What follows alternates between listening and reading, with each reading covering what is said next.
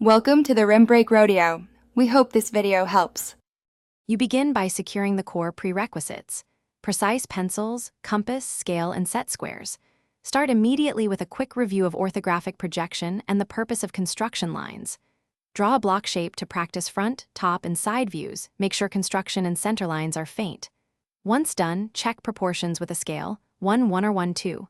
This sets a steady rhythm. You learn why each tool and line exists as you go, not later. Now you translate primitives into the full drawing. Decompose the part into circles, rectangles, and arcs, then combine them. Dimension methodically. Place dimensions outside views and indicate tolerances, for example 0. 5 where necessary, so manufacturing intent is clear. Add hidden lines and section views to show interior features. Vary line weight so primary outlines stand out. Make sure to recheck intersections and tangent points as you go. Catching errors here saves time later. You finish by performing a systematic review.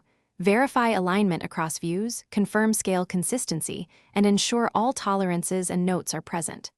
Add title block info, material, finish, units, and confirm line weights and text legibility. Then export or print a test at actual scale to verify fit.